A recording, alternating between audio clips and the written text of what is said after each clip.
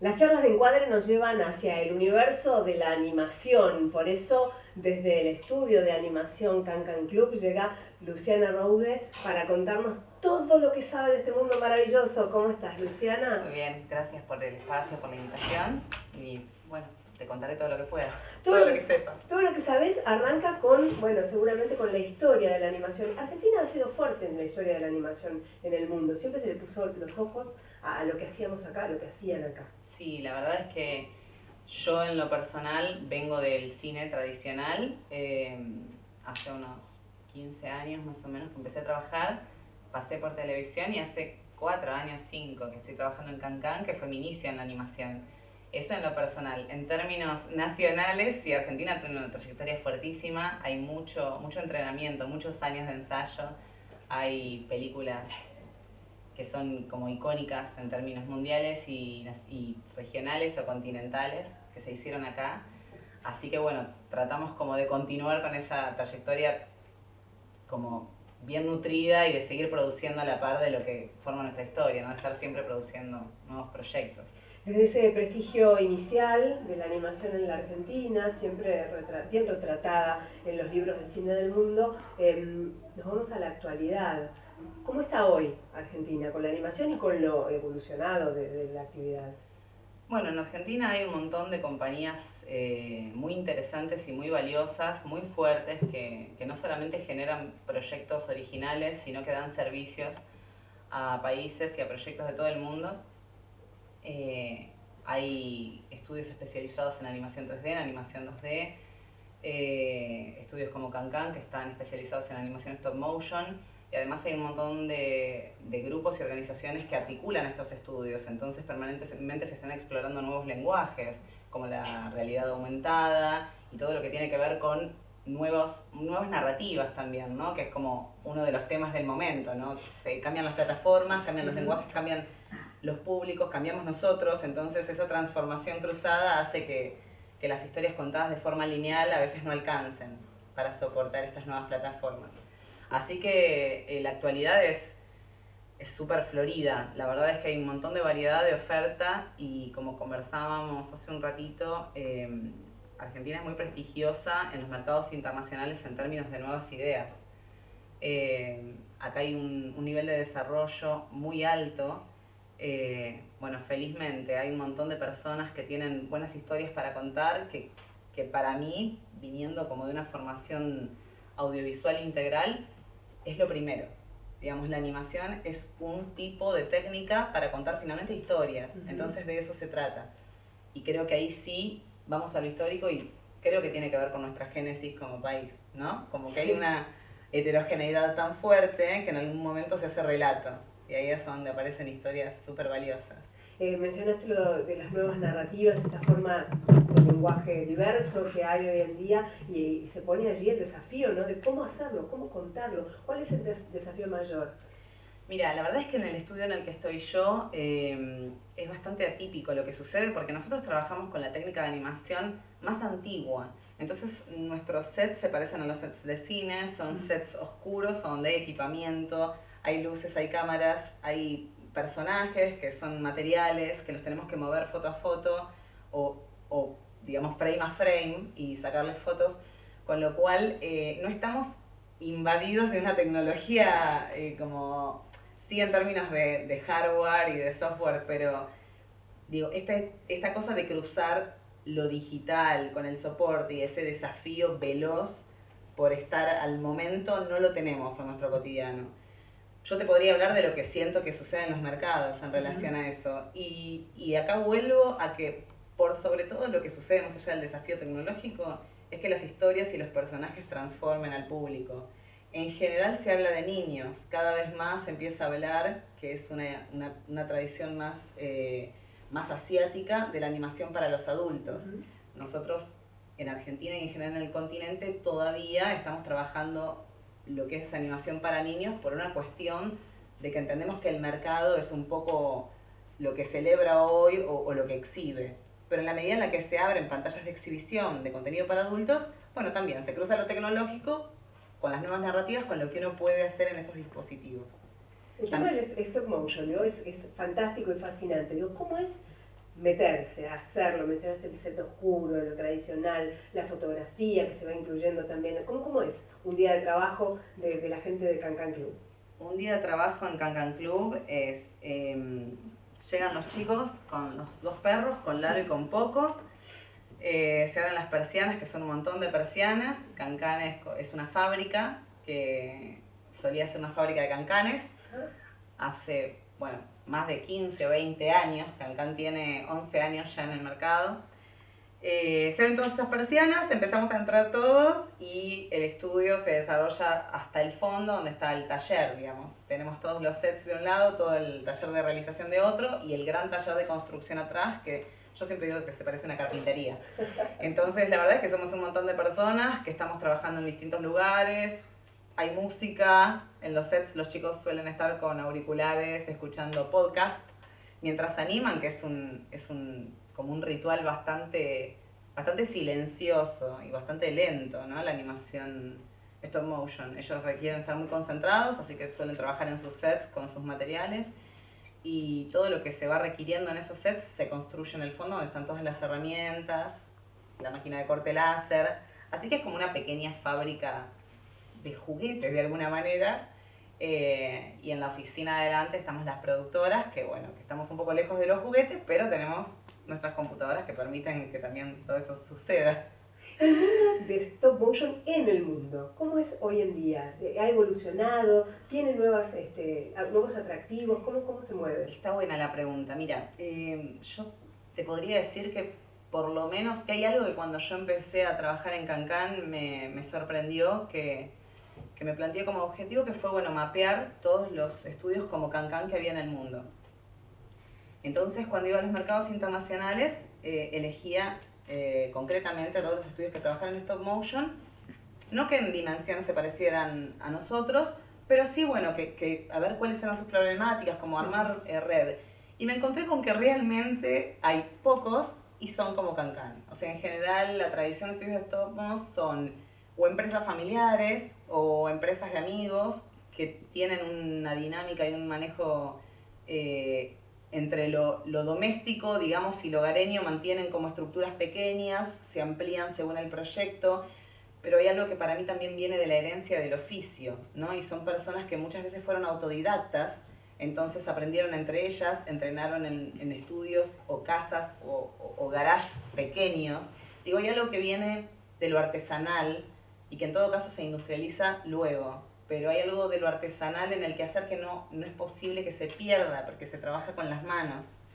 Entonces, hay algo ahí germinal que para mí no se puede perder, y no se pierde, de hecho, las estructuras. Hace poco conocí un estudio en China que es enorme y que trabajan en stop motion y tienen como 10 sets trabajando en simultáneo.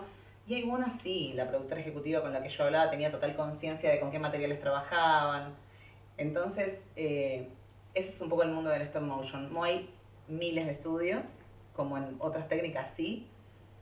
Ahí te diría decenas. Entonces es muy curioso. La verdad es que somos pocos. Luciana, mencionás la herencia del oficio. Sí. ¿Y cuándo apareció en tu vida? No sé si el stop motion, la animación, el cine, podemos decir, como algo integral. ¿Cuándo aparece?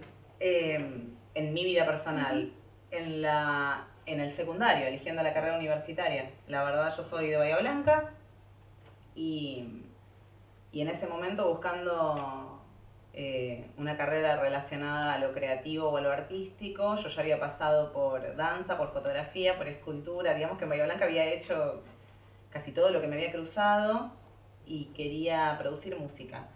Entonces en una fiesta unos amigos me dicen, che, ¿no escuchaste esta carrera de diseño de imagen y sonido? Me compré la guía del estudiante, que no sé si sigue existiendo. Probablemente sí. Yo creo que sí, debe ser digital. Debe ser digital. Y me encuentro con esta carrera que tenía materias como diseño de sonido, fotografía, y no lo pude creer, ¿no? Así me excedió por completo y empecé trámites para venirme a estudiar acá. Así que estudié diseño de imagen y diseño en la UBA, a donde tuve esta formación integral. Y bueno, y filmamos un montón. Ahí no animé, tuve ejercicios experimentales en algunas cátedras, pero sí desde la carrera empecé a producir. ¿Y cómo fue el camino de inserción en cuanto a lo laboral? Bueno, fue interesante porque en realidad yo sigo muy amiga de todos hoy son colegas y amigos, pero digamos, todo nuestro grupo universitario seguimos siendo un gran grupo de amigos y las carreras se diversificaron, un poco tal cual lo plantea la esencia de diseño de imagen y sonido, me parece. Que fuimos armando y eligiendo nuestras carreras en el durante. En mi caso, yo trabajé durante toda la carrera, pero me esforcé muchísimo para terminarla por algún motivo personal, que es algo que no es usual que suceda, porque, de nuevo, ¿no? Como la cosa del oficio y de ponerle el cuerpo al trabajo. Entonces, muchas veces cuando el trabajo aparece no es compatible con los horarios de cursada y demás, y uno siente que no puede dejar pasar la oportunidad de insertarse en el medio. Yo me di el lujo de terminarla y de postergar posibilidades laborales, y la verdad es que cuando empecé yo sentía que era viejísima, tenía como 27 años y no sabía cómo iba a ser, pero fue sucediendo. La verdad es que creo que las ganas y la persistencia, la prolijidad, digo, me parece que la vocación a las personas cuando se suman a los equipos se les nota. Y sí, lo comprobé todo el resto de mi vida profesional, así que fue laboriosa la inserción en el mundo profesional. Fue muy respetuosa, de mucho estudio, de a quién estaba abordando, a dónde estaba sumándome, mucho de escucha, ¿no? De cómo se manejaban las cosas, porque no todo lo había aprendido en la universidad. Y no sabría si decirte si lenta o no, porque en un momento arrancó y no sé ni cómo estoy acá hoy. Transcurre y se va poniendo genial, y después, digo, la coyuntura se transforma, entonces uno está obligado a transformarse. Es una profesión muy, muy vital, muy viva, ¿no? Como que no hay repeticiones. En la vida del productor creo que no las hay, y cuando empieza a verlas uno cambia de proyectos o busca nuevas narrativas, o es como una profesión muy gentil en ese sentido. Hablamos de la formación, de cómo te insertás en el mercado laboral, de la industria audiovisual, y te llevo a la otra cara de la formación, que es la docencia, porque bueno, te toca hoy en día ser docente, aquí en la FUC también, y es una oportunidad de intercambiar y de derramar y de intercambiar conocimientos. ¿Cómo es para vos eso? Y para mí fue grandioso, porque en realidad es un espacio en el que yo puedo compartir con personas que están interesadas en escuchar la experiencia, lo que está sucediendo hoy o lo que yo me encuentro que sucede hoy con el universo que nos compete, digamos, con el mundo de la animación y de contar historias. Entonces, para mí es grandioso poder volver de los mercados y contarles cosas que me entero de lo que algunas exhibidoras reconocidas están buscando. Entonces, por ahí muchas veces hay algún tipo de falta de confianza en un proyecto propio, o de muchísima confianza en un proyecto propio o ajeno, y a veces el diálogo con el mercado internacional sirve como para ecualizar a dónde está uno. Entonces, poder compartirlo con gente que está en formación, para mí es genial, porque digo, es algo que no me pasó en ese sentido, digo, porque yo no sabía que existían los mercados internacionales cuando estudié. Entonces, a mí me da mucha satisfacción, o sea, escuchar lo que los estudiantes tienen para esperar de la profesión, y un poco yo, que ya me siento grande, decir, bueno, lo que me encontré, que me sorprende y me sigue sorprendiendo. Digo, siento que puedo hablarles no desde un lugar que en algún momento me defraudó, sino sobre un lugar que solo me sorprende y me enseña. Entonces digo, yo les comparto a ellos lo que sé y yo estoy permanentemente aprendiendo. Vamos a compartirlo con otros alumnos de otros lugares, no solo los tuyos, que te ven en una clase, en un aula, sino, bueno, para quien pudiera escuchar, ¿qué es esto del mercado internacional? ¿Cómo es participar de estos mercados? ¿Qué es lo que podés obtener? ¿Qué ganancia de conocimiento te llevas de una participación en un mercado internacional? Bueno, los mercados tienen una arquitectura bastante compleja en términos de que la industria lo es. Entonces, por ahí uno, para visualizarla, dice, bueno, es una industria lineal, yo produzco animación y me voy a encontrar con este gran comprador que va a comprar mi proyecto. De alguna manera yo me vengo cuestionando sobre eso, y entiendo que por ahí este modelo de relación comercial ya quedó un poco atrás, y así como nosotros consumimos distinto, me parece que el mercado se empieza a mover distinto, y por eso aparece el nombre de la coproducción en escena. Entonces, Creo que por sobre todo hay, digamos, en principio como dos grandes ligas en los mercados, que son los que tenemos proyectos para ofrecer o historias para contar, por ponerlo en un lugar un poco más claro, y los que tienen la posibilidad de exhibir ese contenido. Entonces los mercados son espacios de diálogo, donde las compañías que tenemos ideas o proyectos o técnicas, porque a veces solo se ofrecen servicios, no tengo historias, pero quiero animar en stop motion tu proyecto, y los exhibidores, distribuidores, se encuentran y hacen match de afinidades, de intereses, de costos. Entonces, por sobre todo, los mercados son para nosotros los productores espacios para ver con qué actores de la industria uno podría relacionarse para viabilizar esos proyectos, historias, series, cortometrajes, películas. ¿Qué ofrece, por ejemplo, Can Club? No digo la Argentina porque cada uno tendrá sus intereses, pero hagámoslo, contengamos la idea. Bueno, está buena la pregunta porque Can Club, digamos, se empieza a ofrecer contenidos en mercados internacionales hace 4 años cuando arranco yo. Entonces, lo que ofrece también está como bastante de la mano con lo que yo voy aprendiendo en los distintos mercados. Nosotros empezamos con proyectos que dijimos, bueno, proyecto 1, 2, 3, los conocemos, vamos a ofrecerlos. Y en los mercados empezamos a entender lo que los exhibidores necesitaban, que no necesariamente era lo que nosotros teníamos, como, bueno, episodios más largos o más cantidad de episodios. En general uno escala las ideas a lo que uno puede producir y el mercado te pide lo que ellos necesitan exhibir. Entonces, a partir de ahí empezamos a entender que no solamente se trataba de proyectos, sino que la IP como marca también es un valor en sí mismo y es algo que uno podría ofrecer si uno considera no producirlo, digamos. Uno puede ofrecer solo la marca y luego ver que otro lo produzca. En el caso de que el comprador diga, bueno, yo quiero solo esta idea, pero... y ya más adelante nos dimos cuenta que también empieza a suceder que a uno le pueden solicitar servicios de animación. Entonces te dicen, bueno, esta idea que tomé de aquel quisiera producirla con vos. Entonces, en realidad, yo creo que lo más valioso de lo que uno puede ofrecer en mercados es la solvencia. Porque el reel de cada compañía o de cada autor o autora se presenta solo. Y ahí, digamos, cualquier exhibidor o comprador entiende con quién está hablando. Pero luego, ¿por qué esos actores eligen trabajar con alguien? Yo creo que tiene muchísimo que ver con la solvencia y con la confianza. Y eso es algo que me parece clave de los mercados, porque muchas veces uno creería que solo se trata de estar a la altura de lo que el otro quiere. Y para mí fue un aprendizaje darme cuenta que muchas veces también tiene que ver con conocerse uno y confiar en uno. Uno, la compañía, ¿no? Digo, pero que la autoestima y confiar en lo que uno hace es muchísimo, es muy valioso.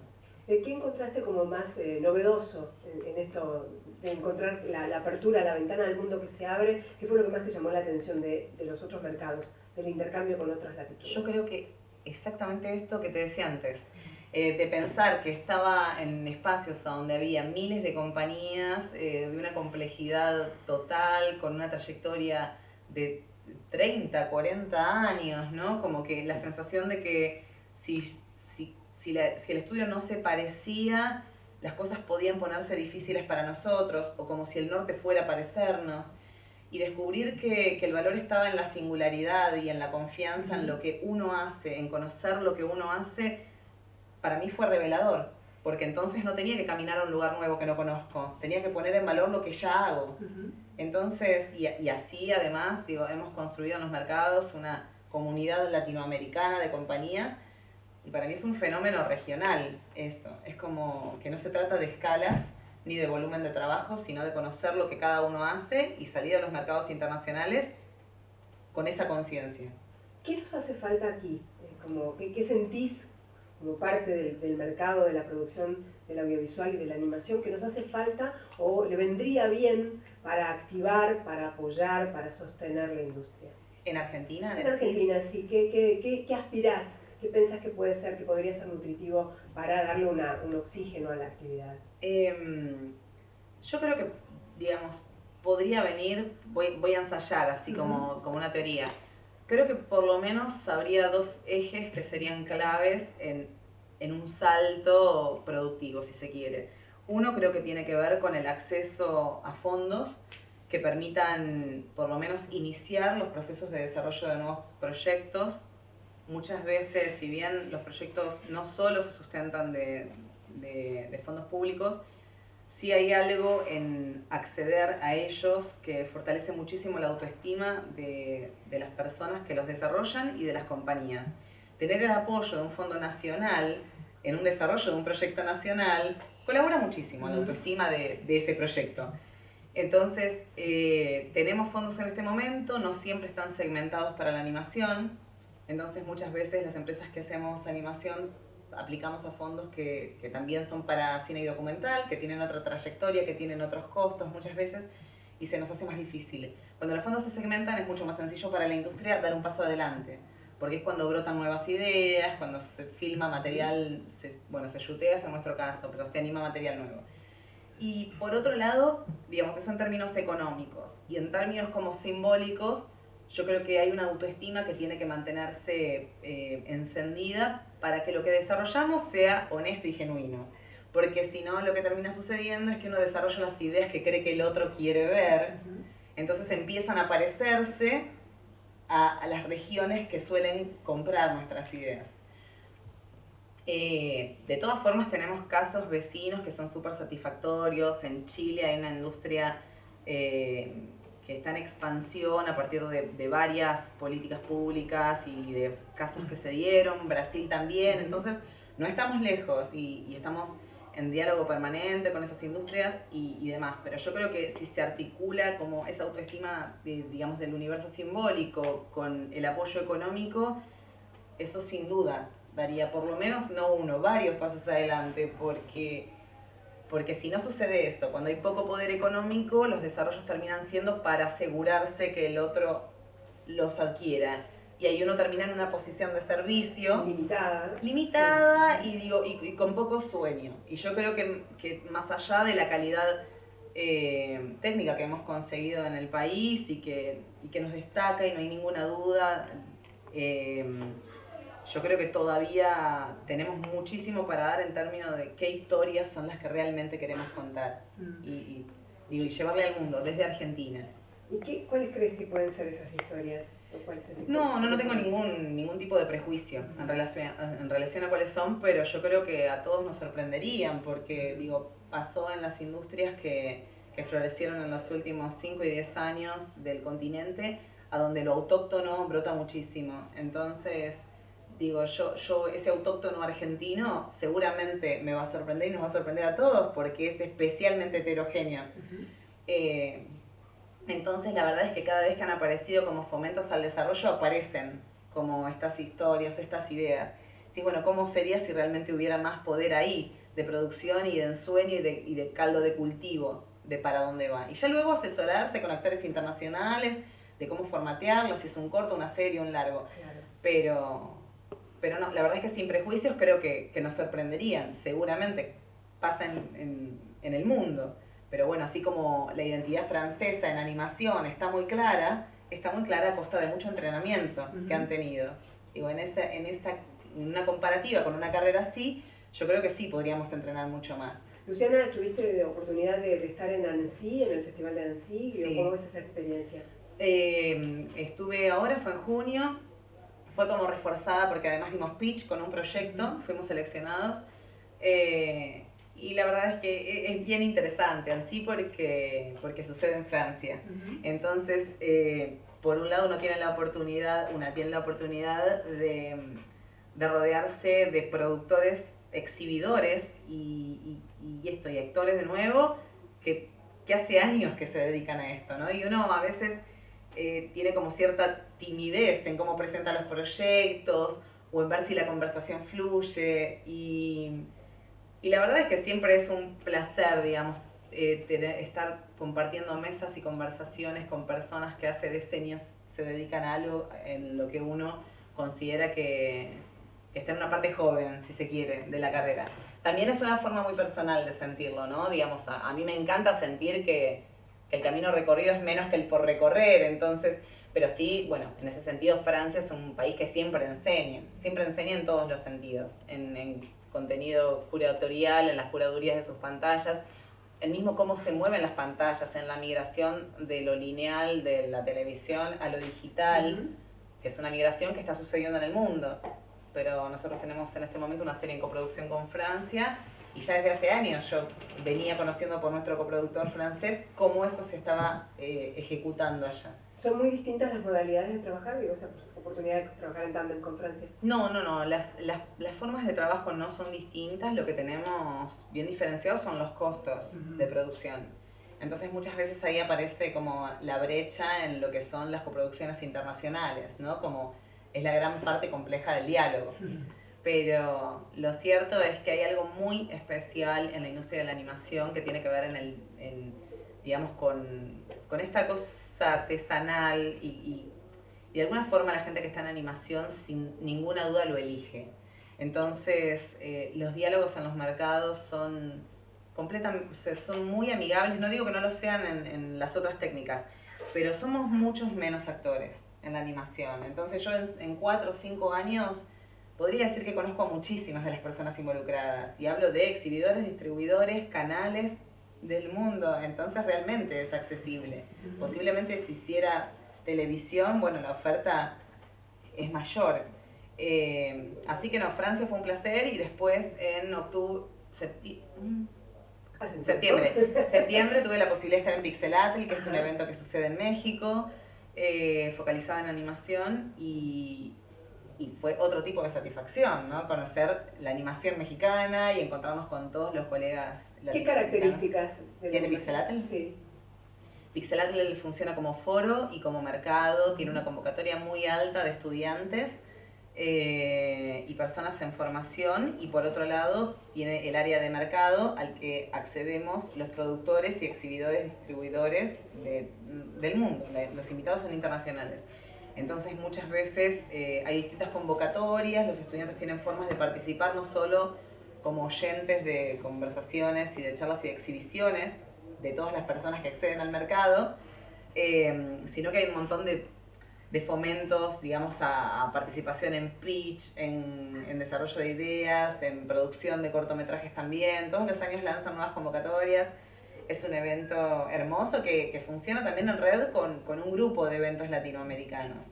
Nosotros en Argentina tenemos Animation en el mercado Ventana Sur, que sucede ahora en diciembre, que siempre invito a las personas que están en formación a que lo presencien, porque es uno de los pocos mercados a los que nosotros accedemos de forma gratuita en Argentina y que tienen un montón de invitados, que es un placer de escuchar. Hay una convocatoria a pitch también. Son los momentos que yo llamo de entrenamiento, claro, que es una picardía perdérselos. Uno ve a las personas trabajando.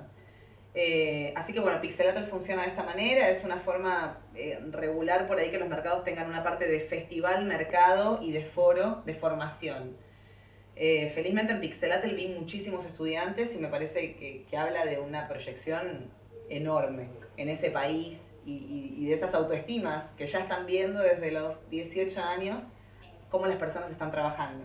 Te dedicas al stop motion, pero seguramente sos permeable a toda la evolución de la animación en base a este intercambio que dan los mercados, los festivales. ¿Qué es lo que se viene o qué es lo más fuerte en técnicas en animación en estos días? Bueno, a ver, yo creo que hay un mercado muy demandante de animación 3D y de animación 2D, que son mercados distintos, pero hay mucha demanda de ese tipo de animación en el mundo. De contenidos y de servicios, porque no siempre, de nuevo, los actores están buscando ideas. Entonces también es interesante saber que uno no tiene que ir a los mercados con ideas geniales. Quizás uno simplemente anima, entonces también es un servicio que es requerido.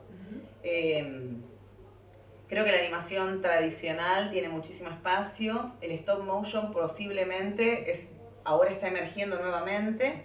Es como el pequeñito, digamos, de esa torta de distribución de trabajo, pero casi que me animo a decirte que cada vez más siento que se están mezclando las técnicas, que se están requiriendo mutuamente, que ya el 3D puro o el 2D puro empieza a haber cruces, y me parece que tiene que ver con esto que sucede inclusive en el consumo, ¿no? Como inclusive con el live action. La verdad es que cada vez más la animación se ve cruzada con live tenemos fondos reales, con personajes animados. Bueno, Bueno, y viceversa, también en el mundo del videoclip, que es un soporte que ha impulsado muchísimo a la animación. Entonces, yo en ese sentido no clausuraría, porque creo que todo está por venir y que estamos en un momento de transición que es muy difícil de pensar a dónde va a terminar. Bueno, no va a terminar, pero digamos que solo está iniciando. ¿Lo económico condiciona las modalidades artísticas o técnicas? Yo creo que sin duda, sin duda. Sí, sí, sí. Inclusive en una instancia formativa, ¿no? Lo económico nos condiciona. O sea, las posibilidades de nuevo, de soñar nuevos proyectos siempre están como sujetas a la vida que uno puede tener y la posibilidad de pensar y de soñar que uno puede permitirse. Entonces creo que eso es en escala a la persona, a la autoría y a la compañía. Sin ninguna duda. Creo que muchas veces, igual acá como productora y viendo la mitad llena del vaso, los límites son necesarios. Entonces muchas veces es interesante entender un poco de economía y de Excel, por decirlo de alguna forma cuadrada, para entender qué sí puede ser un proyecto, ¿no? Pensar un proyecto al infinito en general no termina llevando a lugares muy finales, ¿no? Porque se expande, sí, en miles de direcciones, entonces muchas veces, por ahí si uno no tiene una referencia de costos, a veces es el mercado el que dice, bueno, series, o sea, tiene que tener por lo menos 5 minutos de duración cada episodio porque menos no lo podemos exhibir. Y eso ya es un límite, que es económico, que es una métrica concreta. Entonces, sin duda, lo económico es uno de los pilares de nuestra profesión, para bien y para mal. Hablando de productos de Can Club, ¿cuáles son los, no sé si tienen tipo cocardas, nuestros triunfos, de qué productos o qué trabajos están orgullosos? Yo creo acá, sí, voy a ser romántica, pero yo creo que de todos, porque es un trabajo que es tan cuidadoso que hay pocas oportunidades de que las cosas pasen rápido y sean una más.